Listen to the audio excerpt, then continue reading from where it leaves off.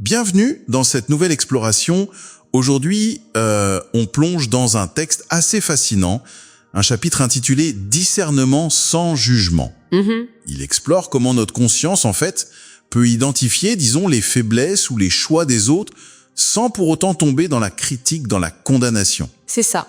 Notre mission, si on veut, c'est d'extraire les idées clés de cette distinction, qui est quand même subtile, et puis de comprendre pourquoi elle est si importante, d'après ce texte en tout cas. Absolument. Et ce qui est intéressant, je trouve, d'emblée, c'est que le texte nous invite vraiment à questionner ce réflexe qu'on a, souvent presque automatique, de juger. Ah oui. L'idée forte, c'est voir clair, discerner une situation, un trait de caractère chez quelqu'un. Bon, ça ne nous donne pas le droit de condamner. C'est vraiment cette nuance qu'on va essayer de creuser. D'accord. Alors, allons-y, creusons. Le texte insiste beaucoup sur une différence clé. Constater, observer, ce n'est pas juger. Exactement. On peut voir une difficulté, un choix qui nous semble discutable chez une personne, sans pour autant poser un verdict moral. L'approche serait plutôt, voilà, on prend acte, et ensuite on ajuste notre propre position. Mais pourquoi cette retenue au fond ? Alors, la raison que le texte avance, elle est assez profonde, en fait. C'est que la plupart des choix que les gens font ne seraient pas, pleinement conscients. Ah bon ? Pas conscient. Oui, ils découleraient en grande partie du passé, du vécu, des conditionnements, peut-être même de choses non résolues, quoi. L'auteur suggère que peu de gens agissent avec une conscience totale de leur motivation réelle. Et c'est cette absence, finalement, de pleine conscience dans l'acte qui rendrait le jugement un peu inapproprié, voire injuste. D'accord, je vois. Donc si je suis bien, juger quelqu'un, ça reviendrait à le tenir pour entièrement responsable d'actes qui, en réalité, selon ce texte, échappent en partie à son contrôle conscient. C'est tout à fait l'idée. Et ça nous amène à un autre concept fort du texte. La coexistence nécessaire des opposés. Les opposés, c'est-à-dire ? La métaphore utilisée, c'est celle de l'ombre et de la lumière. Elles se définissent l'une par rapport à l'autre.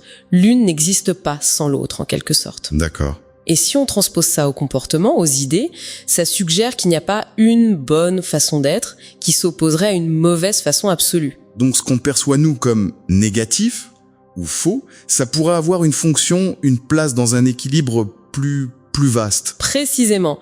Le texte invite à voir une multitude de vérités ou de facettes qui peuvent sembler contradictoires, mais qui forment un tout cohérent quand on prend un peu d'auteur. Un peu comme les pièces d'un puzzle géant, quoi.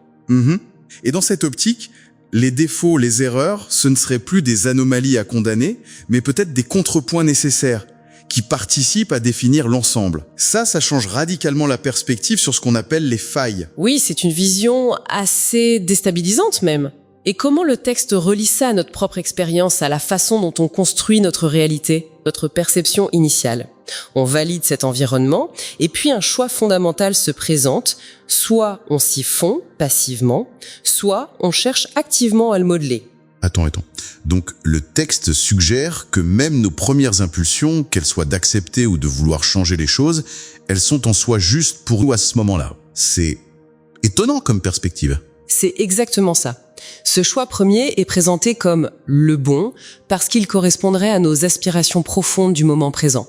Et ensuite, nos actions, nos émotions, notre volonté ou notre manque de volonté, tout ça façonne continuellement notre monde perçu.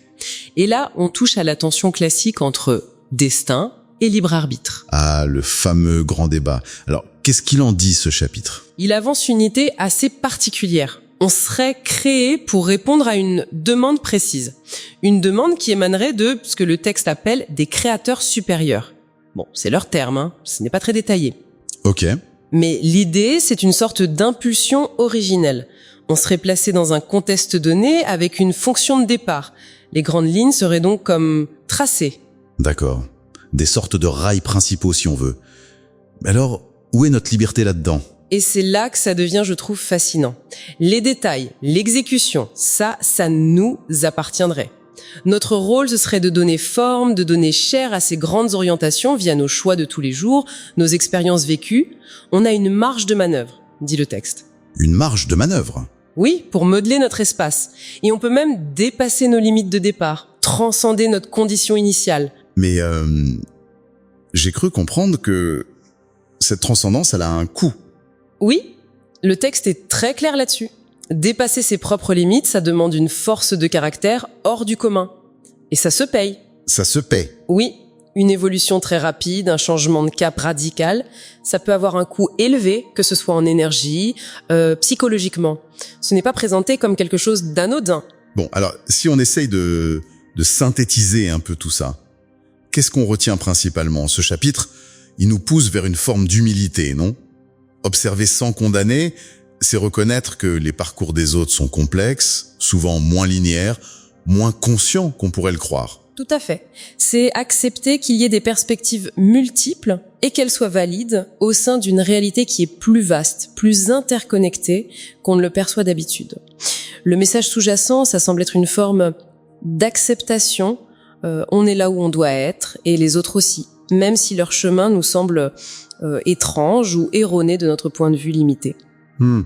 Le texte suggère vraiment cette cohabitation entre un certain déterminisme de départ et une liberté dans la manière de vivre sa vie, de naviguer. Et comprendre cette cohabitation, ça pourrait donc être la clé pour arriver à ce fameux discernement sans jugement, autant envers les autres qu'envers soi-même d'ailleurs. Exactement. Reconnaître nos propres conditionnements, ceux des autres, tout en acceptant notre capacité et la leur à évoluer. Même si c'est parfois difficile, bien sûr. Voilà. Et pour laisser peut-être une dernière réflexion, si chaque parcours, chaque vérité, même ceux qui nous paraissent complètement déviants, participent vraiment à ce grand puzzle cohérent dont parle le texte, est-ce que nos jugements, surtout les plus sévères, ne révèlent pas avant tout notre propre incapacité à un instant T à voir l'image d'ensemble?